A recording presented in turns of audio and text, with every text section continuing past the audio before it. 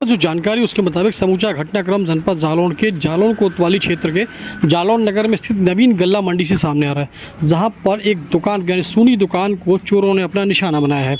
इस संबंध में जो पीड़ित है उसने हमसे बातचीत में बताया कि उसके पिताजी सुबह सुबह दुकान खोले थे।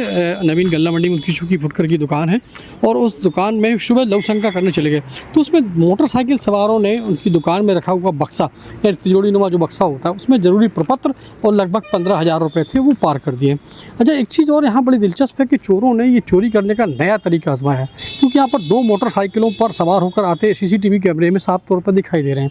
और चोरों ने चोरी करने के बाद, ये बक्सा चुराने के बाद अपनी मोटरसाइकिलों की भी अदला बदली की, यानी जिस मोटरसाइकिल पर बैठकर वो चोर आया था दूसरी मोटरसाइकिल को उसी पे चलाते हुए दिखाई दिया। यानी कि कहीं ना कहीं चोरों ने पुलिस को गुमराह करने के लिए भी एक नया पैतरा अपना और अपनाया कि नवीन गल्ला मंडी से निकलते ही एक मोटरसाइकिल जिस पर बक्सा चुरा कर रखा गया था वो मोटरसाइकिल देवनगर चौराहे की ओर मुड़ गई है और जो दूसरी मोटरसाइकिल पीछे थी यानी उसको बैकअप दे रही थी वो मोटरसाइकिल दीनदयाल चौराहे की ओर मुड़ गई है। फिलहाल पीड़ित ने पुलिस को तहरीर दी है और पुलिस पूरे घटनाक्रम की जांच में जुट गई है।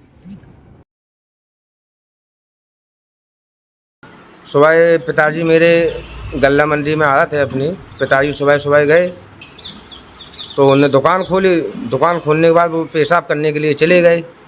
कुछ अज्ञात लोग आए और 5 मिनट उन्होंने मोटरसाइकिल रोकी, बक्सियाँ रखी और निकल गए। किस चीज़ का बक्सा था और क्या क्या था उसमें?